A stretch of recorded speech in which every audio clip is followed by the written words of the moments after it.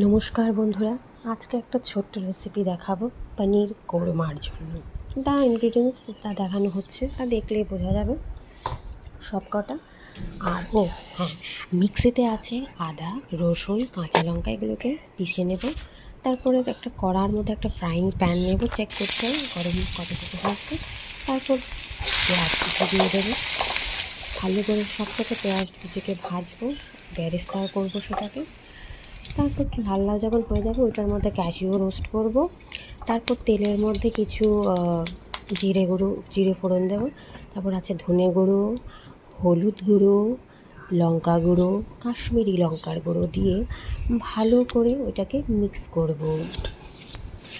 ভালো করে মিক্স করব, দেখবে একদম লাল লাল যখন তেল ছেড়ে উঠবে সেটার মধ্যে আমরা ওই আগেকার যে আমরা পেঁয়াজ এবং ক্যাশিউ রোস্ট করেছিলাম সেই পেস্টটা আমরা এই প্যানের মধ্যে দিয়ে দেবো। এটার মধ্যে আদা রসুন বাটাও দেওয়া হয়েছে, এটাকে আবার এটাকে মিক্স করছি, ক্যাপসিকামও দেওয়া হয়েছে।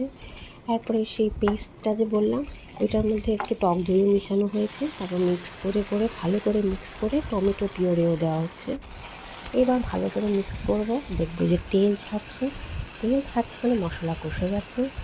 তারপর মোস্ট ইম্পর্ট্যান্ট থিং যেটা এখন এটার মধ্যে পড়বে সেটা হচ্ছে, দেখো তেল ছেড়ে দিয়েছে কিন্তু, তাই না? ভালো একটু জল ঢেলে দিচ্ছি সেটার মধ্যে।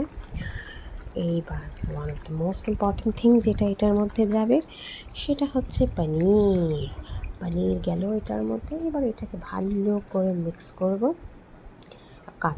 চেরা কাঁচা লঙ্কা একটু স্প্রেড করে দেবো যখন এটা ফুটতে শুরু করেছে। আর এবার ফিনিশিংয়ে দিয়ে দেবো ধনেপাতা গার্নিশিংয়ের জন্য। And it's done, yum, it looks beautiful